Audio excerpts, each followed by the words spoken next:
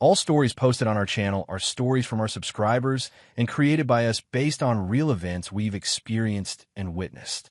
We post new stories every day for your entertainment, that we hope you enjoy them. Thank you. I used to think marriages dissolved because of dramatic reasons. Infidelity, explosive arguments, betrayals you could point to and say that's the moment everything cracked.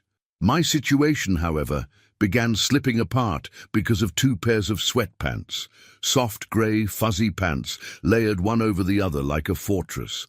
My wife Erin wore them to bed every night, as if she were preparing for a winter storm inside our own bedroom in Richmond, Virginia.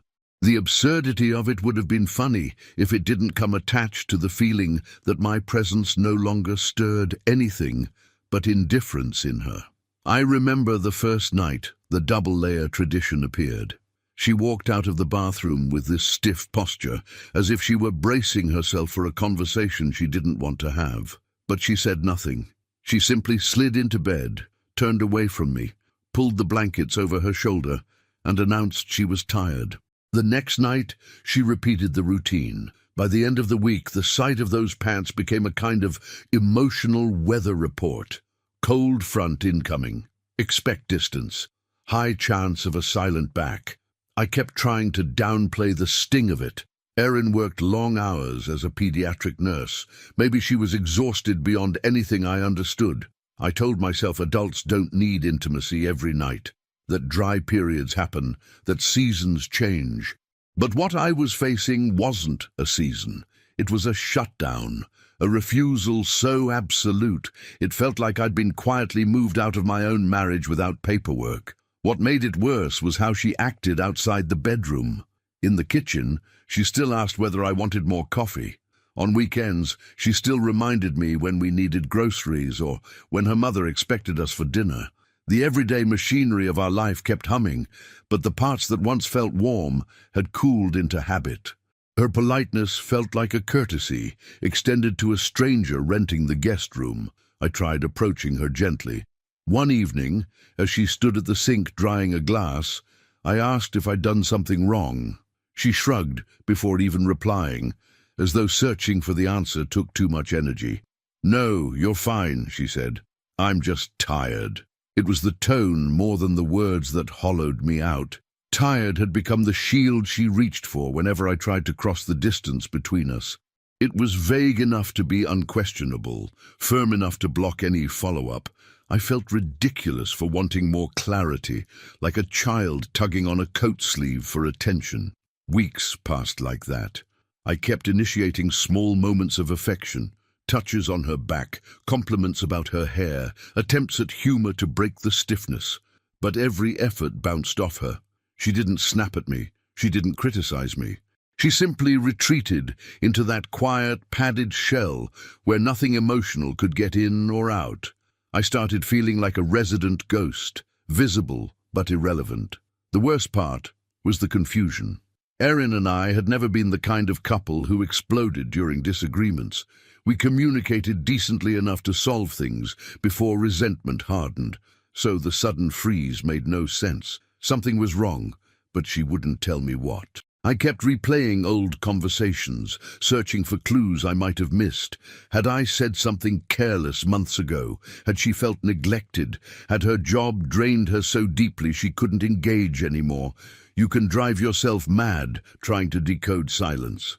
One Saturday morning, I woke up before her, rare enough to startle me.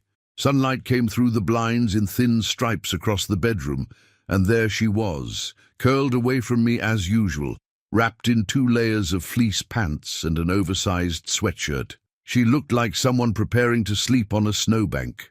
I stared at her with this strange mix of affection and despair. I still loved her. That fact only made everything heavier. That was the morning a thought settled into my head with a clarity that startled me. She doesn't want me. Not physically, not emotionally, not in any way that matters. The realization didn't come like a dramatic thunderclap. It drifted in quietly, like a truth that had been waiting for me to acknowledge it. I knew I couldn't keep circling the same empty routine. Something had to shift because trying to pretend everything was fine had become unbearable.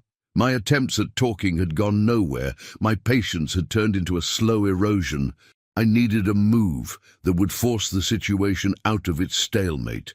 That's when the petty, frustrated, desperate idea came to me. It wasn't elegant, it wasn't noble, but it was the only pressure point I had left. Money. Our finances ran through joint accounts I managed. Erin trusted me with them because numbers bored her, and that trust, normally a symbol of stability, suddenly became the only form of leverage within reach. I didn't plan it in some strategic way. It came to me like a spark in a dark room. If she won't talk to me, she'll have to talk to the man who holds the accounts. I didn't act that day. Not yet. But the idea followed me through the morning. During breakfast, while I scraped scrambled eggs onto my plate, she moved around the kitchen with her usual composed silence. She poured coffee, checked her phone, wrapped her hair into a bun. Nothing about her movements suggested she sensed anything wrong. Meanwhile, I felt like an intruder inside my own body, someone pretending to be calm, while anger and hurt twisted underneath. Later that afternoon, while she napped on the couch, bundled in a blanket and, of course, those pants, I walked into the small office near the hallway and sat in front of my laptop. My finger hovered over the trackpad. I hesitated. Not because I feared her reaction, but because crossing that boundary meant I was admitting out loud, even if only to myself, that our marriage had reached a place neither of us could ignore anymore. I froze the accounts. It took less than 30 seconds, a couple of clicks, a short confirmation message. The simplicity of it unsettled me. Here I was, taking an action that would jolt our entire household, and the bank portal displayed nothing more dramatic than a green checkmark. When I walked back out, Erin was still asleep. I studied her face, the slight crease between her eyebrows, the faint tension even in rest. She didn't look peaceful. She looked exhausted in ways I didn't understand. For a moment, I wished I could undo what I'd just done. But the feeling lightened quickly. Desperation will do that. It dulls guilt faster than anything. That night, nothing seemed different at first. She changed into her sleep armor, climbed into bed, and offered me the same distant goodnight. But I lay awake longer than usual, staring at the ceiling fan as it spun above us in lazy circles, wondering whether tomorrow would bring the confrontation I'd been trying to avoid for months. I didn't freeze the accounts to punish her. I did it because I was sinking in silence and I needed something, anything, to force us out of it. I didn't know yet if I'd started the path to repair or lit the fuse of a disaster. All I knew was that the quiet had gone on too long, and the pants were only a symptom of something deeper, something neither of us had confronted. When I finally drifted off, I felt like a man stepping into a storm he'd summoned himself. The morning after freezing the accounts began in a way that almost fooled me into thinking nothing had changed. I woke up to the faint smell of detergent from the sheets, the quiet hum of the old HVAC system pushing warm air through the vents, and the familiar sound of Erin moving around the kitchen. For a moment, the world held its breath, pretending to be normal. But underneath that thin illusion, I felt the tension I'd created stretching through the house like a wire pulled tight. I walked into the kitchen and found her staring at her phone with a frown so sharp it could have sliced the countertop. She didn't even hear me step in. She was too focused on the screen, her thumb hovering over the banking app like she suspected it was malfunctioning. When she finally lifted her head, her expression shifted in a way I hadn't seen in months. Confusion rolling into irritation, then suspicion, and finally a form of disbelief that made my stomach tighten. "Did something happen to our accounts?" she asked. Her voice wavered between alarm and annoyance, the kind of tone she used when a package arrived late or when traffic ruined her commute. For a second I considered lying.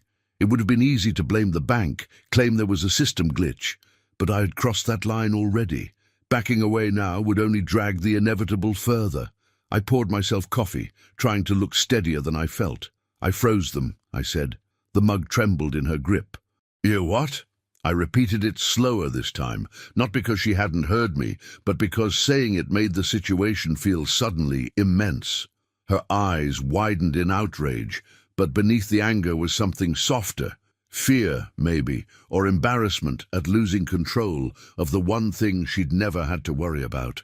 Erin prided herself on being composed, especially in crisis. But this hit her somewhere private. She slammed the phone down on the counter. "Why would you do that? Are you out of your mind?" There were a dozen answers to that question, none of them neat. I took a breath, trying not to launch into accusations. "We haven't talked about anything real in months, Erin. You avoid me like I'm radioactive. I had to get your attention somehow."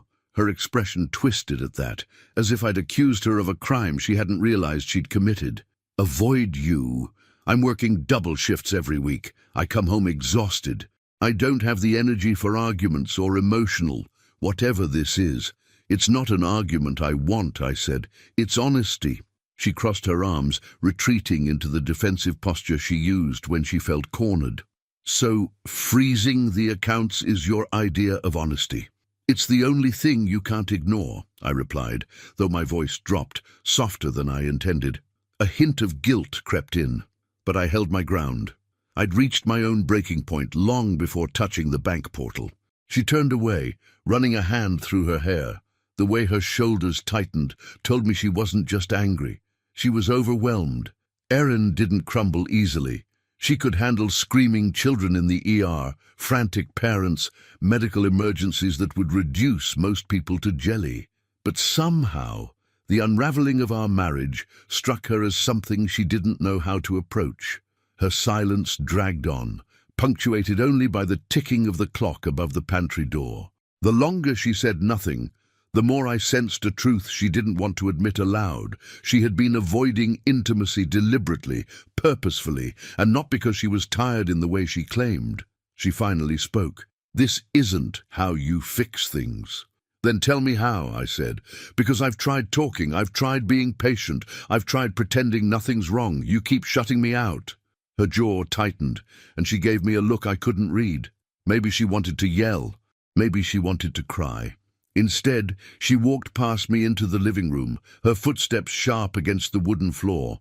I followed, not too closely, letting her have a small sense of space. She sat on the arm of the couch and stared at the window, as if trying to focus on the leaves moving outside. The early sunlight cast a pale glow across her face, highlighting the exhaustion she'd been hiding. For the first time in a long while, I saw the cracks in her carefully maintained distance. "When I go to bed," she said quietly, "I'm not avoiding you because I hate you. I'm avoiding everything because I feel empty. I can't explain it. I come home and I feel like I've got nothing left to give." Her voice barely carried across the room, but every word hit me with a force I wasn't prepared for. I expected excuses, not honesty. I didn't expect her to peel back anything, not after months of retreat. "You could have told me that," I said, trying not to sound accusatory. "I didn't know how," she replied. "I didn't want to talk about it because I didn't understand it myself. And every time you tried to get close, I felt guilty. The pants, they became this stupid barrier I used because it was easier than admitting something was wrong." Hearing her say it made the anger inside me loosen, though it didn't disappear. I sat on the coffee table across from her, elbows resting on my knees, watching her struggle with her own vulnerability. She twisted the sleeve of her sweatshirt between her fingers like a nervous habit I'd forgotten she had. "I wasn't trying to hurt you," she said. "I just didn't want to deal with the pressure, the expectation. Not from you specifically, just everything." I let her words settle before answering. "I'm not asking for perfection. I'm asking for connection. I need to feel married to you, not just living adjacent to you." Her eyes remained fixed on the window. The reflection of her face in the glass looked fragile, almost unfamiliar. "I know," she said after a long pause. "But freezing the accounts wasn't fair either." I didn't deny it. I wasn't proud of it, but I had run out of gentle solutions. I'd been waiting for a change that never came.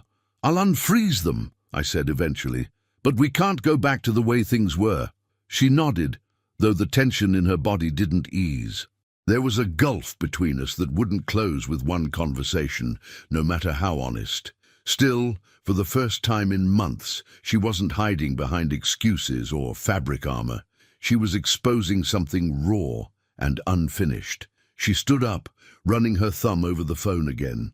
"We'll figure it out later. I have to get ready for work." I watched her walk down the hallway, and something inside me shifted. The pants had been a symptom, not the cause. We were both wounded in different ways, and neither of us knew how to mend anything, but at least now the silence had finally broken, and sometimes that's the first crack light can pass through. The moment the accounts froze, the quiet inside our house changed shape. It wasn't the same passive silence we'd been living with. It had weight now, a pulse. I carried it with me the next morning like an invisible bag over my shoulder. Erin, meanwhile, moved through the kitchen as if gravity had doubled overnight. She wasn't yelling, but her tension spread through the room in a way that made even the refrigerator hum feel sharper. I kept thinking I'd feel victorious, or at least vindicated, but all I felt was a jittering uncertainty. My little act of rebellion, my clumsy attempt to shake us awake, landed harder than I expected. I'd known it would upset her, but I didn't expect the kind of fear I'd seen in her eyes. It wasn't about the money. It was about what the gesture represented. It told her in a language she couldn't avoid that something fundamental between us had cracked. She stood by the counter with her travel mug, not drinking from it, just turning it slowly in her hands. When she finally looked at me, her expression wasn't anger. It was caution. The same look she'd give to a patient who wasn't responding to treatment, and she had no idea why. "You didn't give me any warning," she said. Her voice was calmer than the morning before, but edged with disbelief. "You didn't even ask me what was wrong." "I tried," I said. "You kept shutting me out."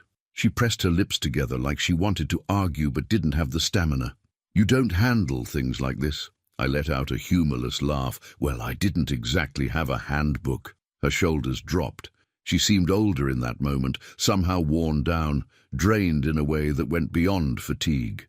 I'd spent so much time feeling rejected that I hadn't noticed how dim she'd become. Erin used to move with purpose, like everything she did mattered. Lately, she'd been operating on fumes, saving whatever energy she had left for other people, patients, co-workers, anyone but me. She leaned against the counter, her eyes fixed on the floor. "I didn't mean to make you feel unwanted," she said. "I know how it looked. I know the pants thing got out of control." "It's not about the pants," I said, though we both knew they symbolized everything we weren't saying. She rubbed her face with both hands. "You think I don't feel the distance? I do. I feel it every day. I just didn't know how to face it, so I avoided the one thing that would have forced me to." "What thing?" I asked, though I already knew. "You," she whispered.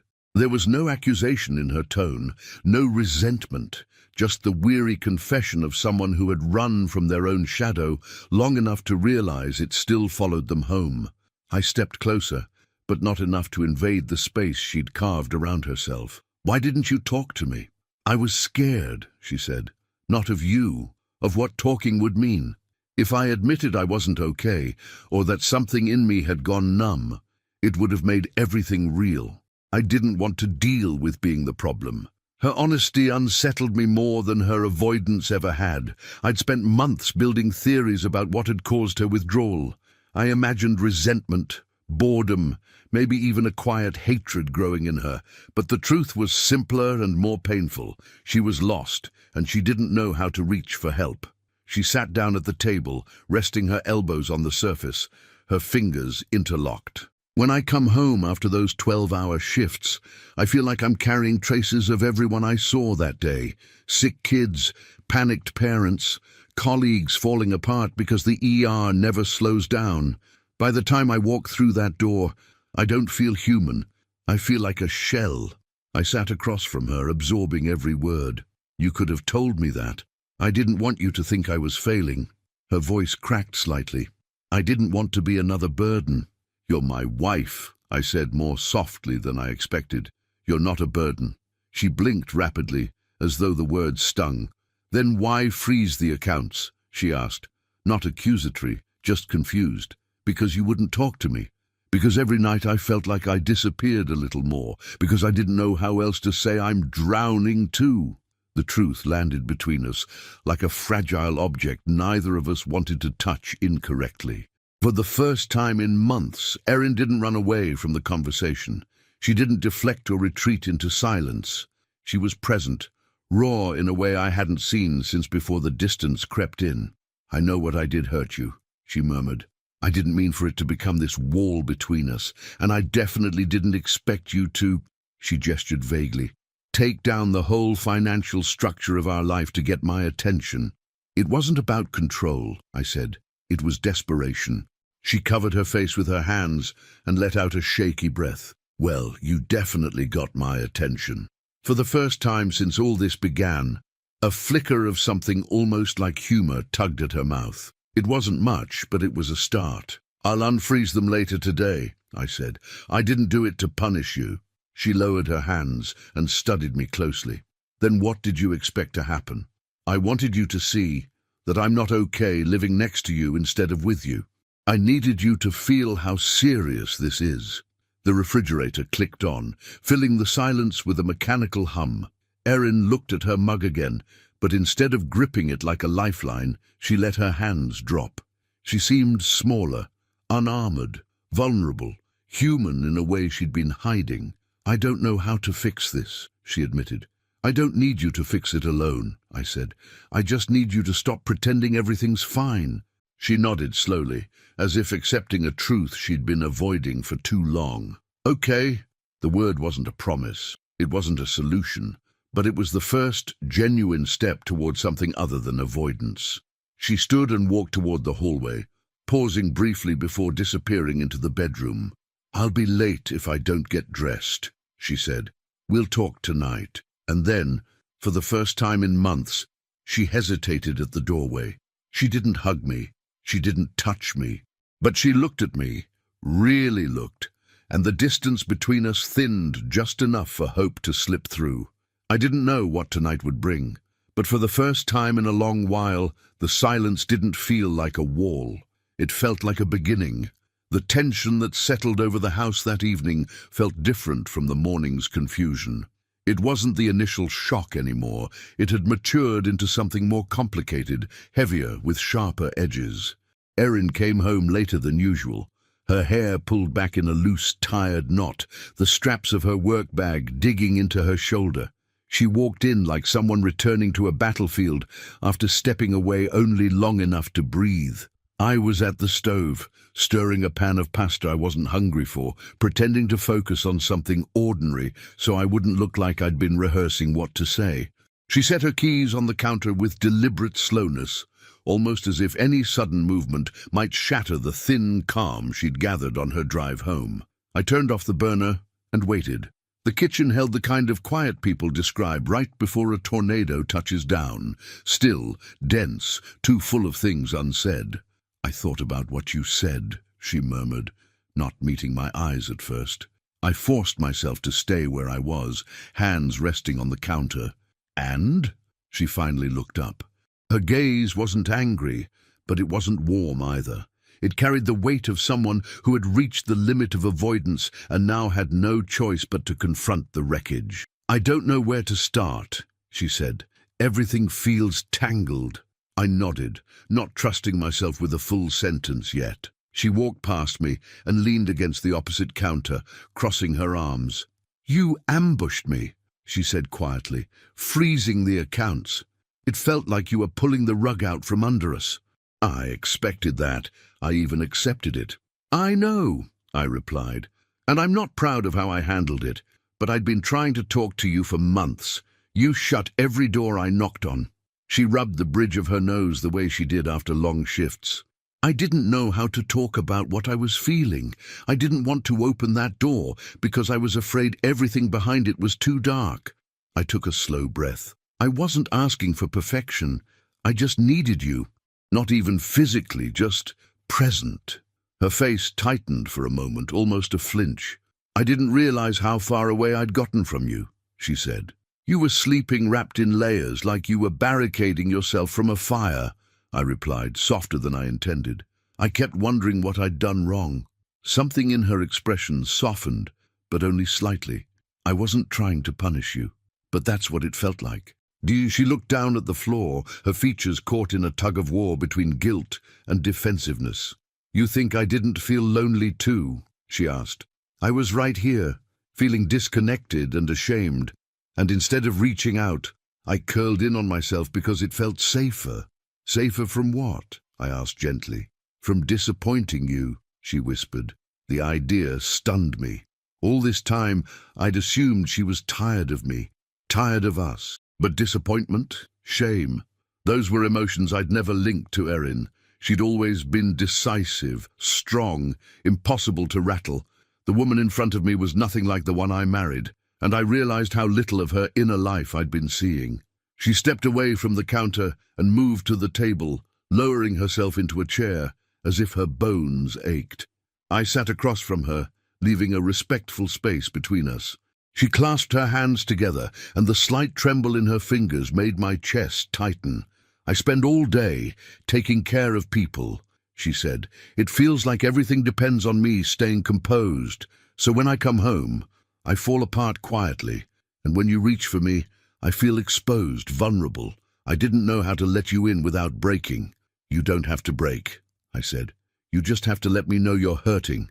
That's never been easy for me, she replied, eyes glistening though no tears fell.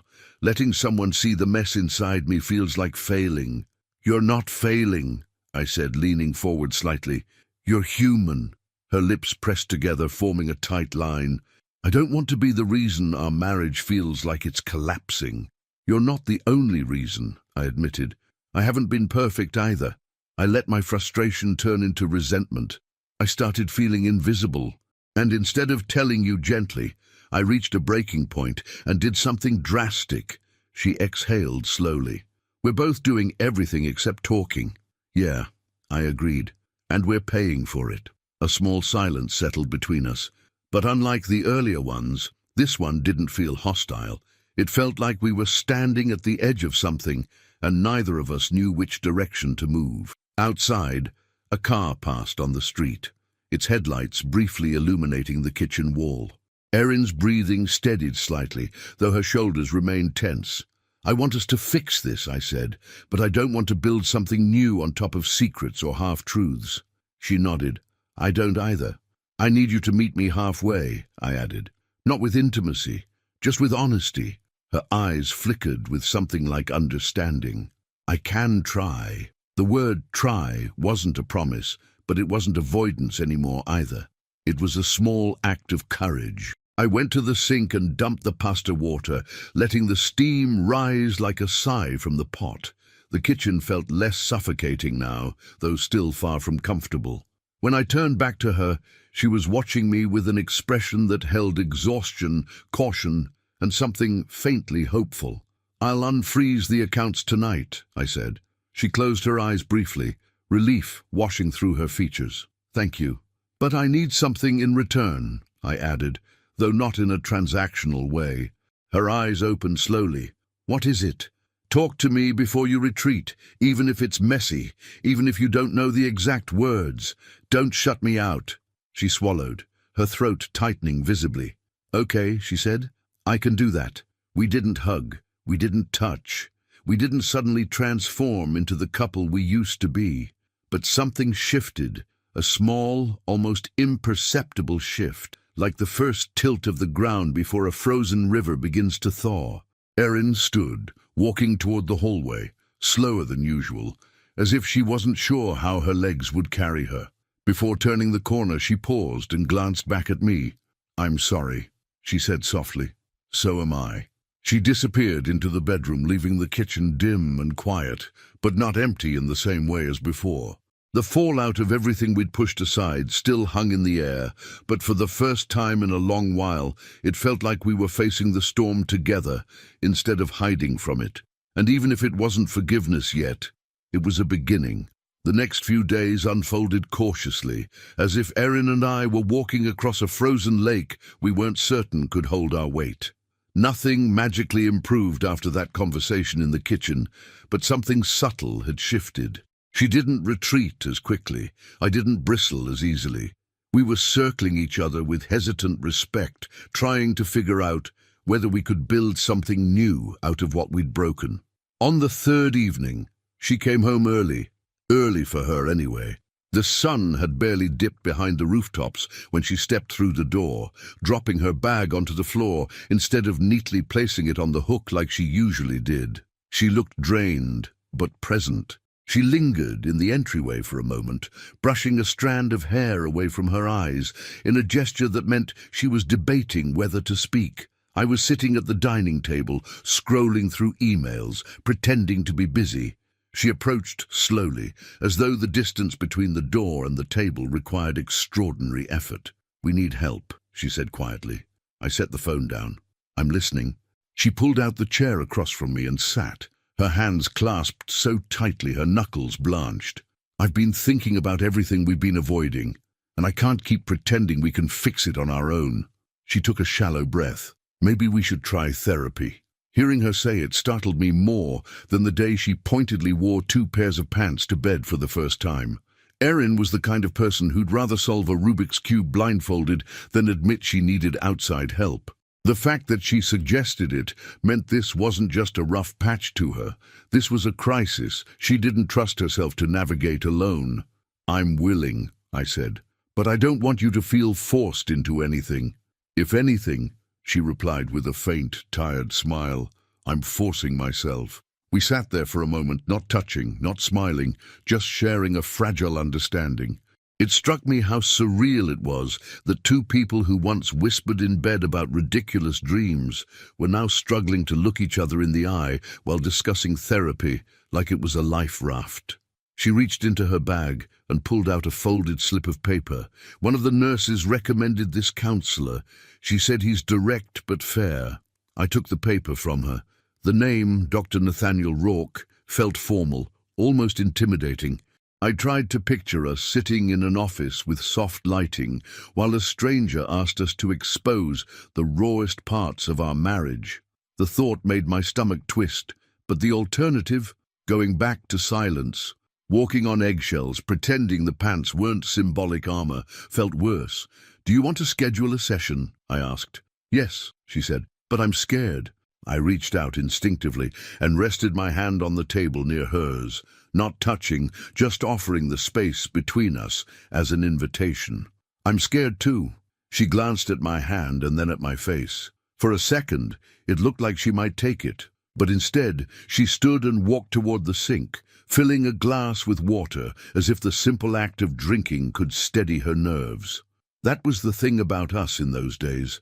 We kept trying to reach each other, but our timing rarely aligned. One of us would extend a hand while the other retreated. Then we'd switch positions without ever meeting in the middle. Therapy felt like the only neutral ground we had left. We made the appointment for the following Tuesday at 6 p.m., a time that squeezed awkwardly between her shift ending and my work calls. When the day arrived, she picked me up from work and drove silently, her fingers tapping anxiously on the steering wheel.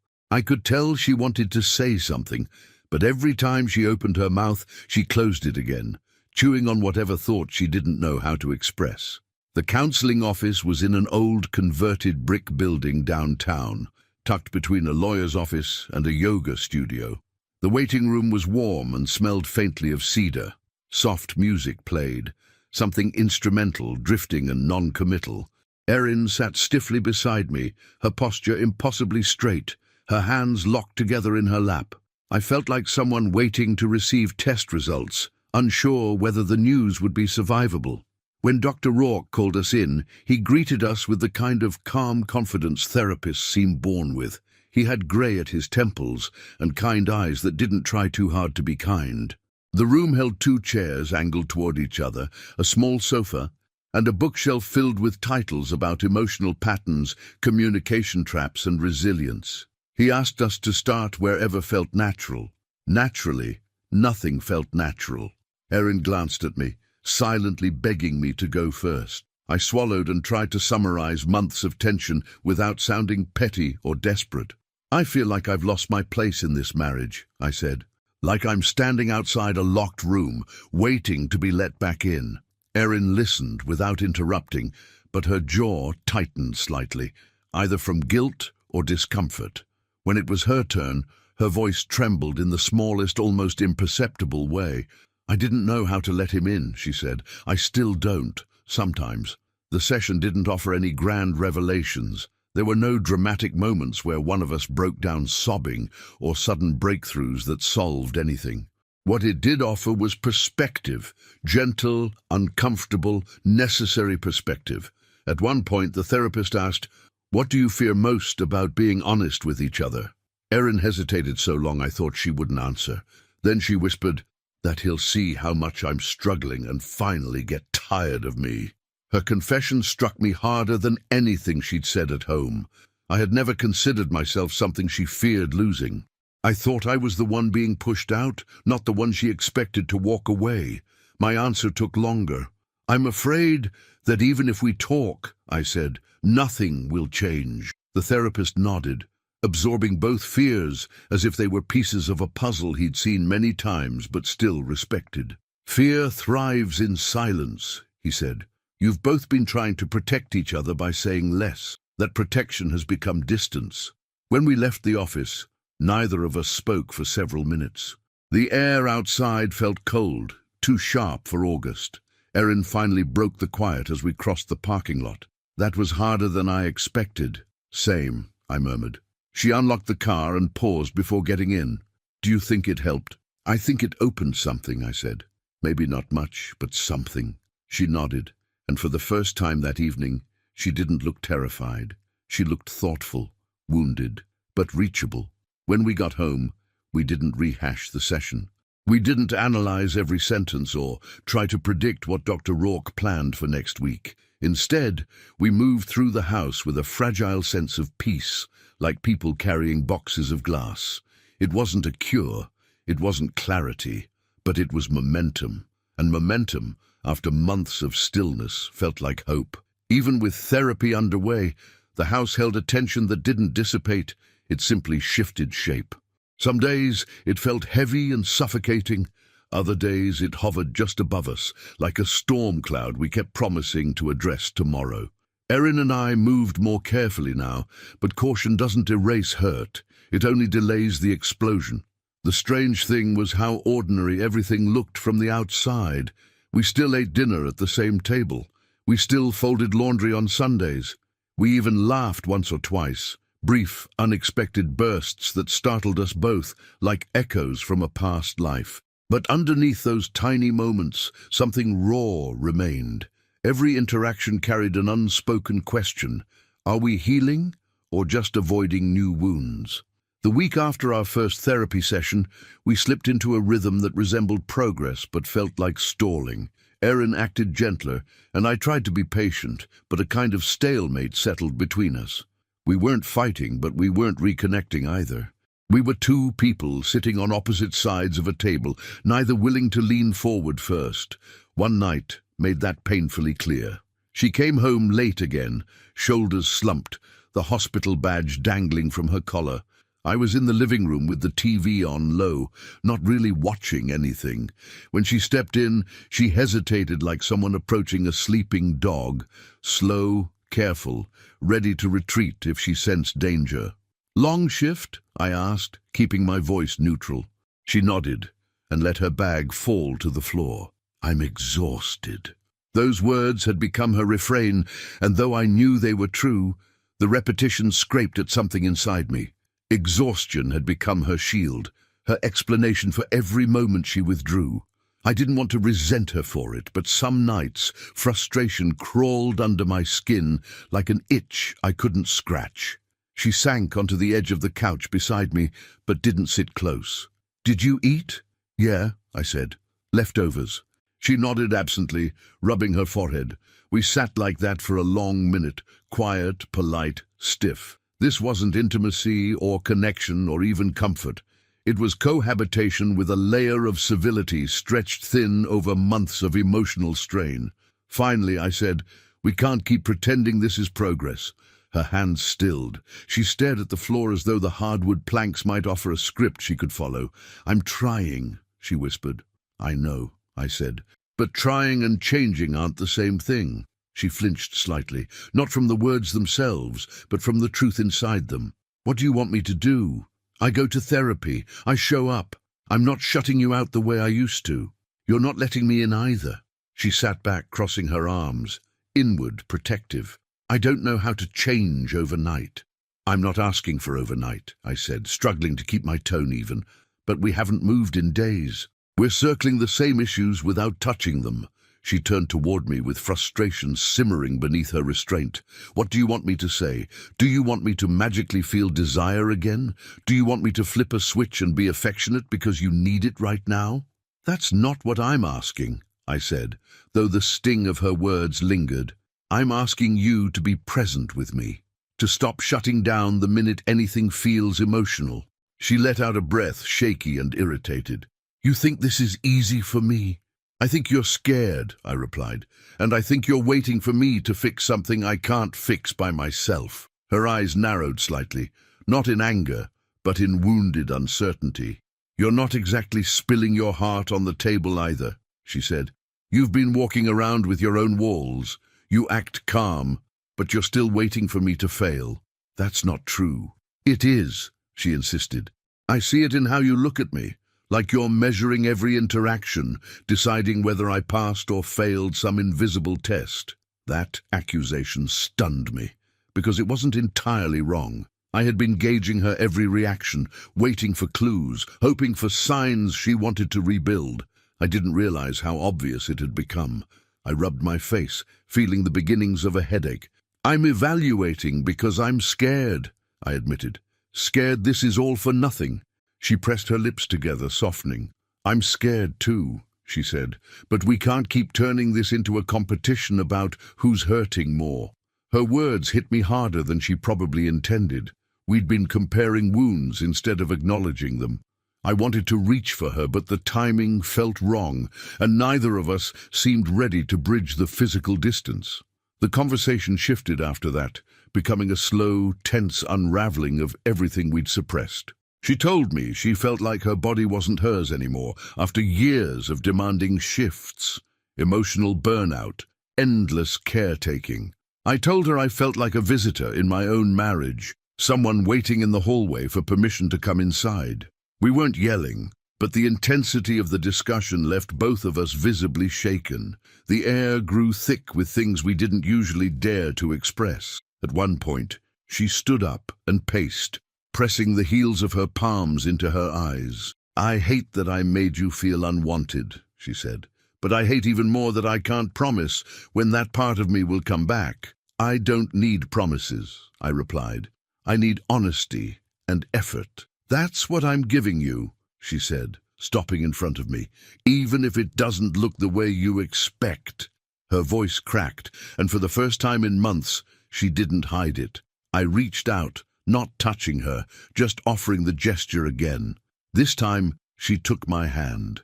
Her grip wasn't soft or romantic. It was tense, almost desperate, like someone holding on during turbulence. "We're both terrified," she said, "and we're both stubborn, and it's making everything 10 times harder." "I know," I said, "but I don't want us to become roommates with wedding rings." Her eyes glimmered, though no tears fell. "Neither do I." We stood like that for a moment, two tired people in a dim living room, hands locked together, not out of passion, but out of necessity. Eventually, she let go and sat down again, breathing deeply, trying to regain her balance. "We'll keep going to therapy," she said. "We'll keep showing up, even when it feels like we're not moving. That's the only way this gets better. And we stop assuming the worst about each other," I added. She nodded slowly. "Yeah." The great American standoff, the one stretching across our home for months, didn't collapse that night, but it cracked, just a little. We weren't allies yet, not fully, but we weren't enemies either. We were two people standing in the same storm, finally facing the wind instead of each other. And for the first time in a long time, it felt like a fight we might survive if we didn't turn away. The night everything shifted again started quietly. the kind of evening where the house felt more like a waiting room than a home. Erin had gone to bed early, claiming exhaustion, though her face carried a heaviness that didn't look like simple fatigue. I stayed in the living room, pretending to watch a baseball game, while my mind wandered through all the unresolved questions still hanging between us. Eventually, I turned off the TV and walked toward the bedroom. The door was cracked open just enough to let a strip of hallway light fall across the carpet. Erin's breathing was soft and uneven, the kind that meant she wasn't fully asleep, just hiding in that half-conscious place where real conversations couldn't reach her. I didn't want to disturb her, so I went to the small dresser against the wall to grab a spare charger. The drawer stuck halfway, as it always did, but when I tugged a little harder, something shifted inside with a dull thump. My first instinct was to ignore it. I wasn't snooping. I wasn't searching for dirt. I only wanted the charger. But the sound made me pause. Inside the drawer, under a stack of old scarves and mismatched socks, was a small notebook, worn, its spine softened as though it had been opened and closed hundreds of times. It wasn't decorative or cute, nothing like the planners Erin usually bought. This one looked secretive, almost anxious in its wear. I shouldn't have opened it. I knew that. But the months of distance between us had filled my mind with 1,000 silent questions, and I couldn't stop myself. I lifted the cover. The first page wasn't a diary entry, it was a list, a long one. Too tired to feel anything. Avoid letting him see how overwhelmed I am. Don't let him think I'm losing control. Don't cry in front of him. Keep the pants on so he doesn't initiate anything. Not tonight, not tomorrow either. Maybe when I feel normal again. When will I feel normal again? The words didn't cut me, they hollowed me. Every line carried a heaviness that didn't sound like rejection at all. It sounded like someone drowning quietly beside me while I stood on the shore, assuming she didn't want to swim. I flipped a few pages. More lists, more fragments, thoughts she had never spoken aloud. I'm ashamed of how my body feels lately. Everything at work drains me.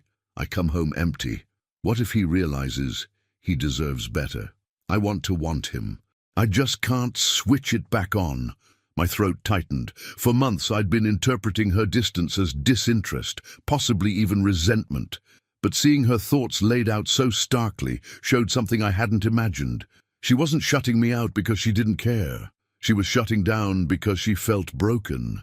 I closed the notebook carefully, almost reverently, and placed it back exactly where it had been. I stood there for a moment, staring at the drawer, as if it might open on its own and reveal even more pieces of her I hadn't bothered to see. Shame washed over me, not for reading it, but for misjudging her so deeply. When I turned around, Erin was awake. She wasn't sitting up, but her eyes were open, watching me with a look that froze me in place. It wasn't anger. It wasn't fear. It was raw vulnerability. The kind you only see in someone who realizes a wall they'd built has just collapsed. "Did you read it?" she asked, her voice barely audible. I couldn't lie. "Yes." She exhaled sharply, a mixture of defeat and relief. "I knew the drawer stuck," she murmured, closing her eyes for a moment. "I should have hidden it somewhere else." "I didn't mean to invade your privacy," I said, stepping toward the bed cautiously. "I was looking for my charger. The notebook fell open." She let out a humorless laugh. "My life is so messy I can't even hide my own breakdown properly." I sat on the edge of the bed, leaving a few inches between us. "You're not having a breakdown." She opened her eyes again, glancing toward the drawer. "Then what do you call it?" "Pain," I said simply, "and fear, and exhaustion. All the things you never let me see." Her chin trembled, and she turned her face slightly away. That small movement, that instinctive attempt to hide her expression, hit me harder than any argument we'd ever had. "I didn't write it for you," she whispered. "It wasn't something I wanted to explain. I just needed somewhere to put the things I couldn't say." "I'm glad you wrote them," I replied. "I wish you'd told me earlier, but reading them helped me understand how lost you felt." She shifted under the blanket, pulling it up to her chest, as if needing protection from her own exposure. "I've been so overwhelmed that I can't tell the difference between physical exhaustion and emotional numbness." And then I started avoiding intimacy because it made me feel defective. You're not defective, I said. You're burned out. You've been carrying too much alone. But you want something from me that I haven't been able to give, she said, her eyes clouding. And every night I worried that you'd think I was rejecting you, that you'd get fed up and walk away. I didn't freeze the accounts because I wanted to control you, I replied gently. I did it because I felt invisible. I didn't know you were hurting like that. I know, she said. I know you acted out of desperation, and I acted out of fear. She paused, then added quietly, it doesn't excuse either of us, but it explains us. We sat in the dim light, letting the weight of that truth settle. Erin reached up and wiped at her eyes, trying to hide the evidence of emotion she'd spent months burying. I'm embarrassed, she whispered. You saw everything, every ugly thought. There's nothing ugly there, I said. Just someone trying to survive. She held my gaze for several seconds, and something in her softened, not fully, not easily, but noticeably, as if the pressure of hiding had broken just enough for honesty to seep out.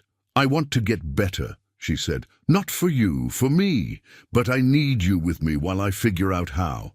I'm here, I told her. I'm not going anywhere. She exhaled slowly, her shoulders loosening. Will you sleep here tonight? She asked, almost shyly. Of course. She shifted over slightly, making room, not an invitation to anything more, just an acknowledgement that she didn't want distance tonight. I lay beside her, fully clothed, not touching, simply sharing space that had been empty for too long. Her breathing steadied after a few minutes. I didn't want you to see the notebook, she murmured. I needed to, I said. Maybe you needed me to. She didn't answer, but she moved a little closer. Not much, just enough that I could feel the warmth of her arm through the blanket. For the first time in months, the space between us didn't feel like a wall. It felt like the start of something we hadn't dared believe in, a chance to rebuild, not from blame, but from truth. The morning after I found the notebook, I woke up to a sensation I hadn't felt in a long time, Erin still lying beside me. Not curled into a tight ball at the edge, not layered in her fortress of fleece, not angled away like she was defending territory. She wasn't close enough for contact, but she occupied the bed as if she finally believed she had permission to share it with me again. I watched her for a moment, the early light softening the tension usually carved into her expression. When she opened her eyes, she didn't flinch or pull away. She just looked at me, tired but unguarded. You saw more of me last night than I'm comfortable with, she said. It wasn't meant to hurt you. It didn't, she replied, though the vulnerability in her voice told me the exposure still unsettled her. But it forced me to confront things I've been ignoring. We stayed quiet for a few seconds, suspended between the familiar discomfort and something gentler trying to grow in its place. She shifted onto her back, staring at the ceiling, as if reading something written there. I think I should tell you everything, she said. Not the short version, the real version, the one I didn't write down because it scared me too much. I nodded. I didn't speak, afraid any wrong word would make her retreat. She inhaled slowly. The distance didn't start with the pants, or even with work. It started when I realized I wasn't the person I used to be. I kept pushing myself, more shifts, more responsibilities, more people counting on me, until my entire identity revolved around being needed. But once I got home, I felt emptied out, hollow, and I didn't know how to switch off the version of myself that holds everything together. I listened, feeling the knot in my chest tighten with every sentence. You'd try to be affectionate, she continued, and all I felt was panic, not because of you, but because I didn't recognize myself anymore. I didn't feel attractive. I didn't feel present. I didn't feel anything. And instead of telling you that, I convinced myself that withdrawing was easier than explaining. Why didn't you let me help? I asked, gently, without accusation. Because help meant admitting I wasn't okay, she said. And once I admitted it to you, I'd have to admit it to myself. And then everything I'd been suppressing would come undone. She closed her eyes briefly, as if bracing for judgment. I thought you'd see me differently, she said. Less strong, less capable, less desirable. I thought you'd resent me for being weak. So I hid, and the more I hid, the more distance I created. It turned into a habit like muscle memory. The pants were just the physical version of that avoidance. It was painful hearing her describe herself through such a punishing lens. I'd always admired her strength, yes, but not the way she imagined. Not as a requirement, not as a condition of my love. "You never had to be perfect for me," I said. "You never even had to be strong." "I didn't know how to believe that," she whispered. "And the more insecure I became, the more shame I felt. I couldn't handle the idea of disappointing you, so I tried to manage it by creating space between us. I know it sounds backwards." "It doesn't," I said. "It sounds human." Her eyes filled, not with tears but with a kind of exhausted acceptance. "I didn't know how to let you see me falling apart. So I hid it until the hiding became who I was. And then you felt abandoned and I felt ashamed and we just spiraled." She laughed softly, a fragile, humorless sound. "I never expected you to freeze the accounts. But maybe I needed something that drastic to snap me out of the trance I was in. I wasn't living, I was surviving on autopilot." "It wasn't the right way to get your attention," I admitted. "But I didn't know what else to do." "I know," she said, her voice warm for the first time in days. "I'm not angry anymore. Not really. I understand why you did it." There was a strange comfort in hearing that. Not approval, just understanding. Acknowledgement that neither of us acted out of malice, just desperation in different forms. She sat up, pulling her knees toward her chest, folding her arms around them. "There's something else," she said. "Something I haven't said because it's embarrassing." I waited. "I'm afraid of failing you physically," she said. "I'm afraid that if we try to be intimate while I feel like this, I won't respond the way you deserve. And then you'll think I'm broken. And then I'll think I'm broken. And the whole cycle will start again." I didn't rush to reassure her. She deserved more than cliches. "I don't need perfection," I said. "I don't need fireworks. I just need you to show up with me. Whatever that looks like. Even if it's slow. Even if it's clumsy. Even if it doesn't happen for a while." She blinked rapidly, processing that. "I thought intimacy was the only thing you wanted from me," she said. "It's not," I replied. "I want connection, partnership, honesty. The intimacy is part of that, but it's not the foundation." She took a shaky breath. "I didn't know. That's why we talk now," I said gently. The sunlight had fully entered the room by then, washing the bed in pale gold. Erin reached out, not to hold me, but to rest her hand lightly over mine. Even that small touch felt like a step forward, something deliberate and meaningful after months of distance. "I'm sorry for shutting you out," she said. "I thought I was protecting us from my mess, but all I did was make a bigger one. I'm sorry for pushing so hard without understanding what you were going through," I said. "We both contributed to the silence." She nodded, her fingers tightening slightly around mine. "I want to keep doing therapy. I want to learn how to express things before they turn into secrets. And I'll work on not assuming the worst," I replied.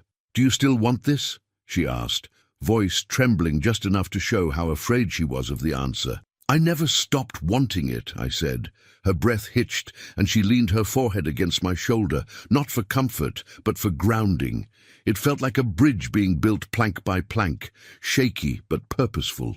We stayed like that for a long time, not needing anything more than closeness. Not desire, not promises, just truth. For the first time since everything began, I didn't feel like I was fighting for scraps of her affection, and for the first time, she didn't feel like she had to hide the bruised parts of herself to stay married. Her side of the story didn't excuse the hurt. It didn't erase the months of distance. But it illuminated the terrain between us, the fears, the insecurities, the silent suffering neither of us recognized in the other. And once you can finally see the landscape, you can start finding a path through it together. After Erin shared the truth behind her withdrawal, something inside me softened, not into forgiveness yet, but into clarity. The fog that had wrapped around our home for months started thinning, not because everything was suddenly fixed, but because we finally saw each other without the distortions of defensiveness and fear. We weren't healed, we were aware. Sometimes awareness is the only bridge you can stand on before anything stronger appears. The next week felt strangely delicate. Erin and I moved differently around each other, not with caution born of tension, but with a tentative tenderness, the kind you use when touching a wound that's still fresh. We tried small things, really small things, because anything grand would have collapsed under its own weight. One evening, she asked if I wanted to take a walk with her. The invitation stunned me more than the notebook had. Normally she came home, showered, and disappeared beneath blankets before I could even ask about her day. This time, she was the one asking for connection. We strolled through our neighborhood in Richmond, passing the familiar porches and overgrown hedges we'd walked by 1,000 times, but never noticed together. The air was crisp, the Virginia sky drifting into that soft blue-gray shade that hints at rain. Erin walked close enough that our arms brushed occasionally, each small contact sending something warm through me. She cleared her throat. "I've been thinking a lot about what you said. About needing me to be present." "I appreciate that," I said, not wanting to push. "I'm trying," she continued. "It's not coming naturally yet, but I'm trying to notice when I start to shut down. That's all I ask." She nodded, staring at the pavement as we walked. "Work is still intense, I can't fix that, but I can control how much of myself I let disappear because of it." It wasn't a poetic declaration, but it was real, and real was more than enough. We reached the tiny park at the end of our street and sat on one of the cold metal benches. Erin wrapped her arms around herself and looked at me with that same vulnerable openness she'd shown in the bedroom days earlier. "Do you hate me for how far things got?" she asked. The question hit me unexpectedly. "No," I said immediately. "You should," she whispered. "I don't," I said again. "I hated the distance. I hated the silence. But I never hated you." Her eyes lifted, searching my face for any sign of dishonesty. Finding none, she let out a slow breath. "I'm scared all the time," she said. "Scared I'll backslide. Scared I'll get overwhelmed and withdraw again. Scared therapy won't help enough. Scared I won't be the wife you deserve. You're not a project," I told her. "You're someone I love, who's been carrying too much alone." She blinked, and for a heartbeat, she looked like she might cry. But instead she scooted slightly closer on the bench. It wasn't dramatic. It wasn't cinematic. It was simple, and that simplicity felt intimate in a way we hadn't experienced in far too long. When we returned home, she didn't retreat into the bedroom. She stayed in the living room with me, curled up on the couch, not wrapped in layers, not barricading herself, just sitting beside me with her legs tucked underneath, watching some mindless show. She didn't lean into me, but she didn't pull away either. It was a quiet companionship that reminded me of how we used to be before everything hardened. Later that night, she hesitated at the doorway to the bedroom. "Can we talk for a minute?" she asked. I nodded, following her inside. She sat on the bed, fingers twisting nervously. "I want to set some boundaries," she said, "not to keep you out, but to keep myself from spiraling." I sat beside her, leaving space, but not distance. "Okay, tell me." She took a breath. "If I'm overwhelmed, I need to be able to say it without you assuming I'm shutting you out, and I'll try to be clear about whether I need space or connection. I don't want you guessing anymore."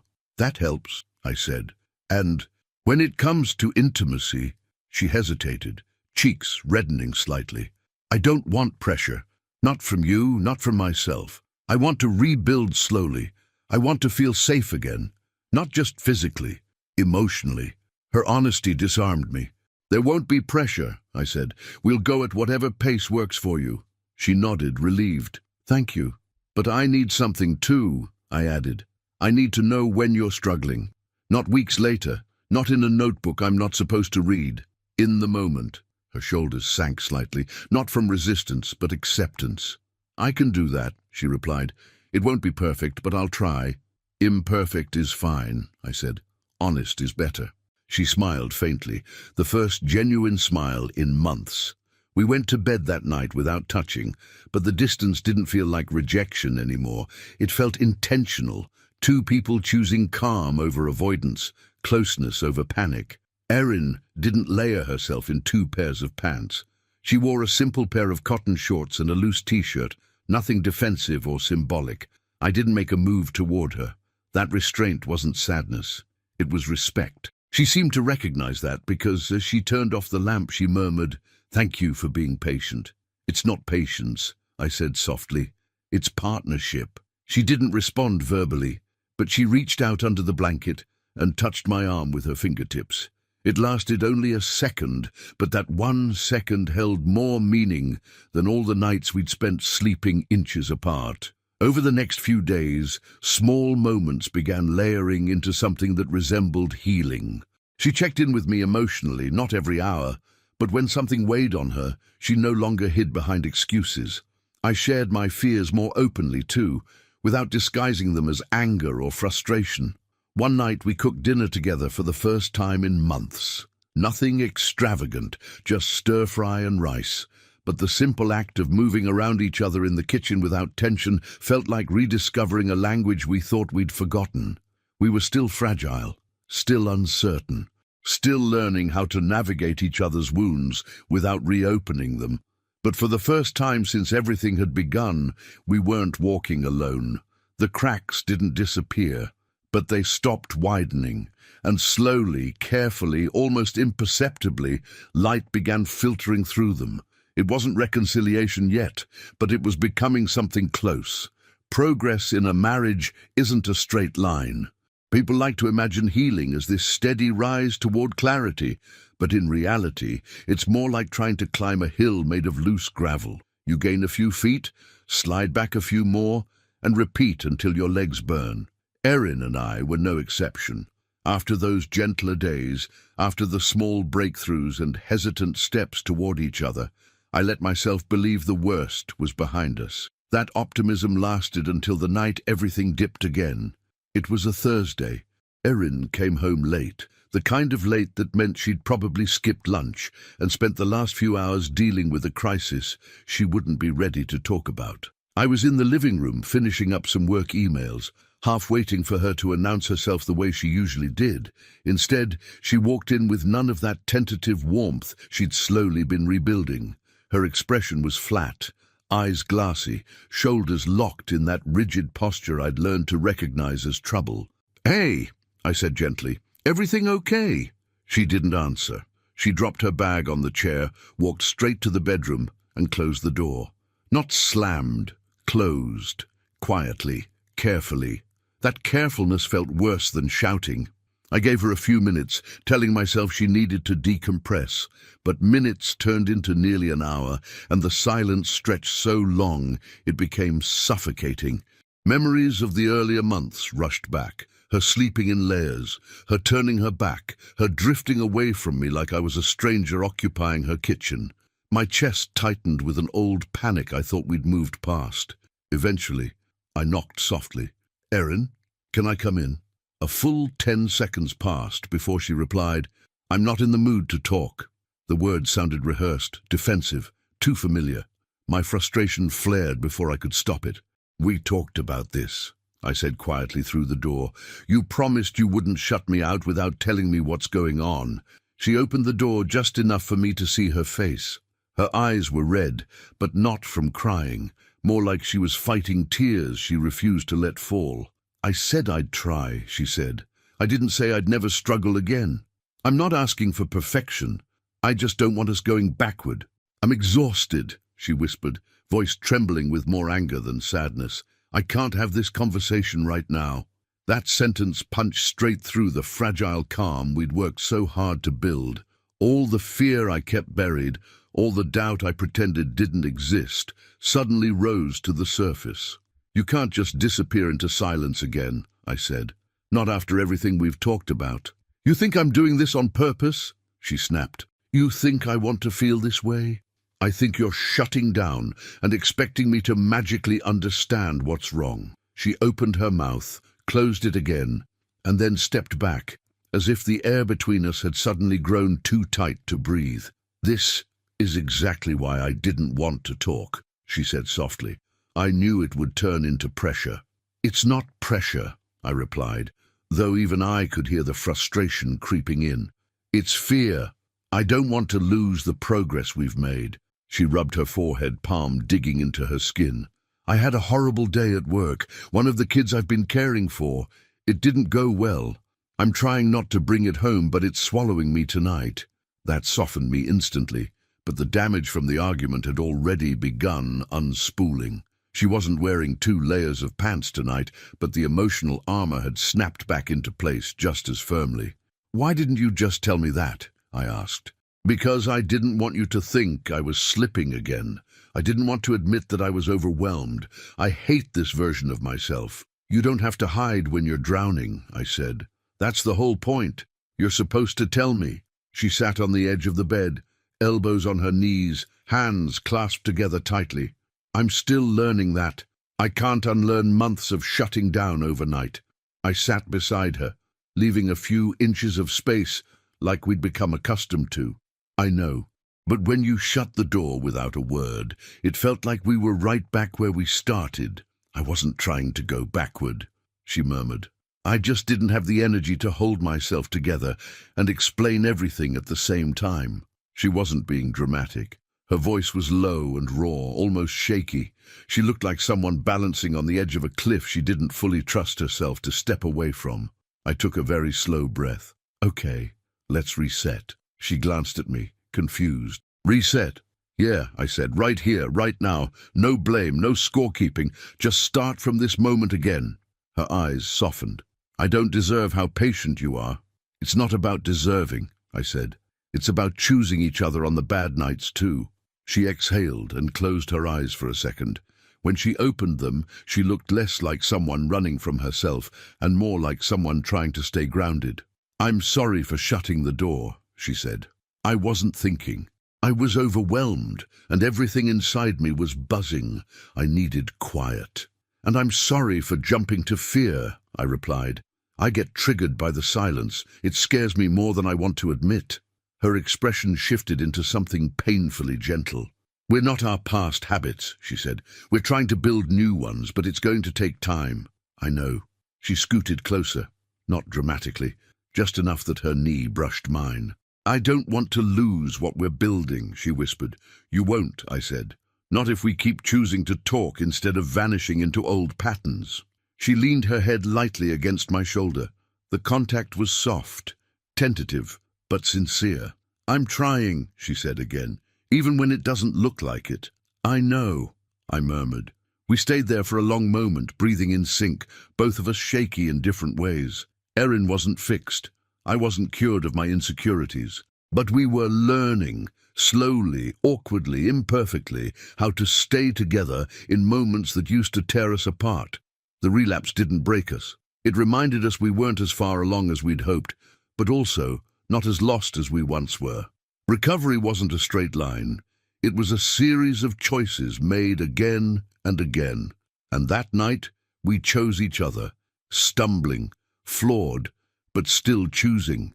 The closer we edged towards something resembling stability, the more fragile everything felt. Progress came in flickers, moments where Erin and I communicated without stepping on emotional landmines, where neither of us retreated behind old defenses. But each time we stumbled, even slightly, I felt the weight of our history waiting to drag us back. We were rebuilding a house with the same materials that once collapsed on top of us, and some nights the cracks still made noise. The breaking point arrived on an evening that should have been calm. We'd both had the day off, rare for us. The kind of luxury we used to celebrate with lazy mornings, spontaneous road trips, or late breakfasts at that tiny diner near Broad Street where the pancakes were better than they had any right to be. Instead, we spent the morning doing chores in separate rooms, drifting around each other like polite acquaintances. By early afternoon, the tension felt like humidity, hard to see, impossible to ignore. "Do you want to grab lunch somewhere?" I asked, trying to nudge the day in a brighter direction. Erin hesitated. "I'm not really hungry." "You should eat," I said, softer than it came out. She bristled at that, folding her arms. "I know when I need to eat." I exhaled through my nose, steadying myself. "I didn't mean it like that." She nodded, but she didn't look convinced. That's how it went sometimes. Two people who cared deeply but were still learning how not to misinterpret each other at every turn. We tried salvaging the day by watching a movie on the couch, but halfway through, Erin drifted off into her head, her gaze fixed on a point far beyond the TV. I paused the movie. She blinked, startled, like I'd caught her someplace she wasn't supposed to be. "What's going on?" I asked. "Nothing," she said too quickly. "Erin." She looked away, pulling her sleeve over her hand, the way she did when anxiety started winding her too tightly.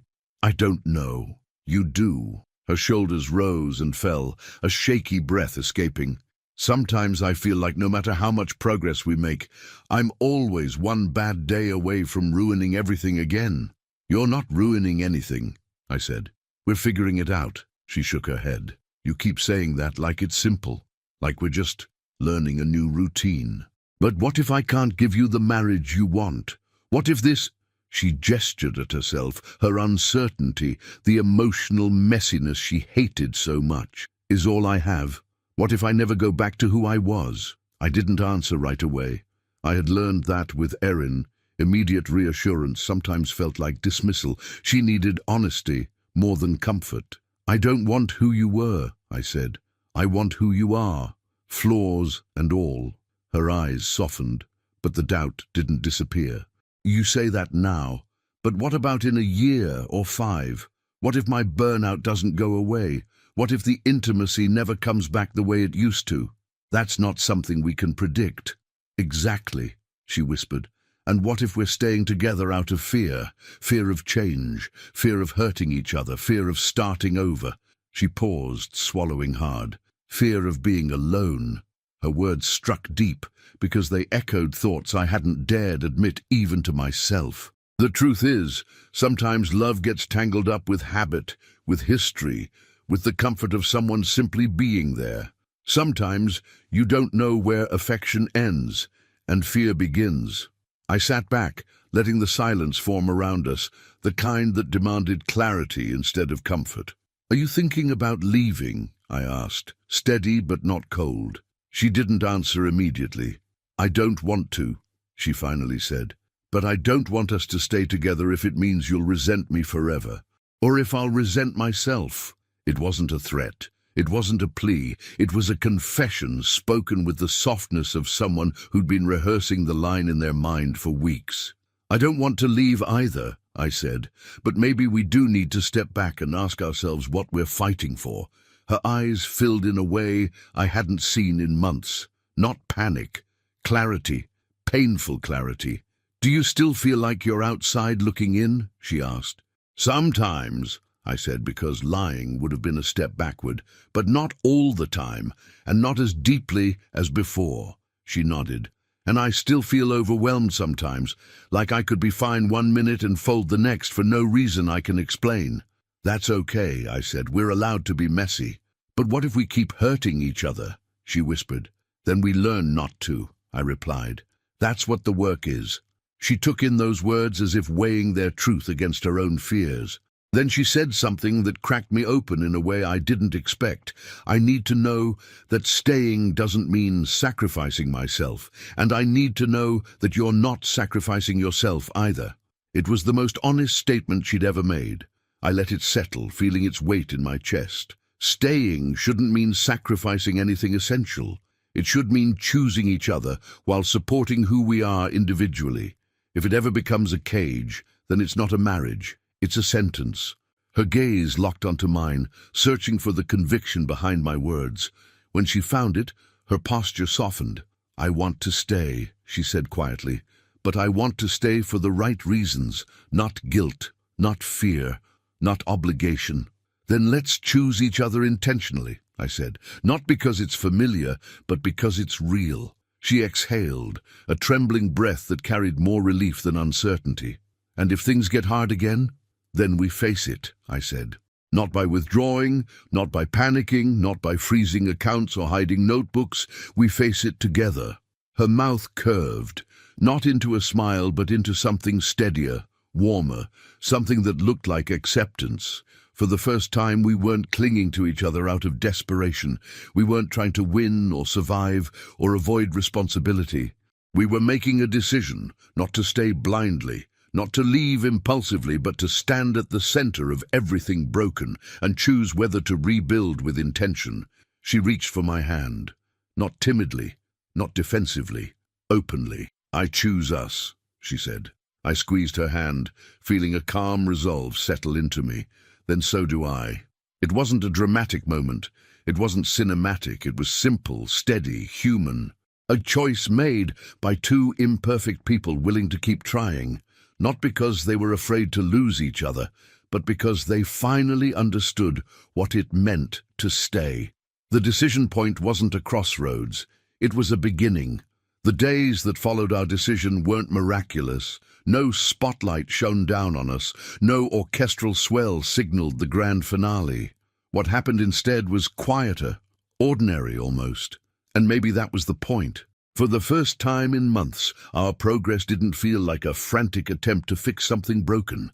It felt like two people showing up with whatever they had each day, trusting that honesty counted more than the shape of the effort. The first real sign of change happened on a Tuesday morning. Erin was getting ready for work, tugging her hair into a low ponytail while I made coffee. Usually we moved around each other in practiced silence, still careful not to tread on whatever emotional bruise lingered from the night before. But that morning she turned to me with a look that wasn't forced or polite. It was grounded. "I slept better," she said. Not as a report, not as an apology, just as a truth. "Good," I replied. "You seemed more relaxed." She hesitated before stepping closer, her fingers brushing my arm lightly. "Thank you for last night, for listening without pushing."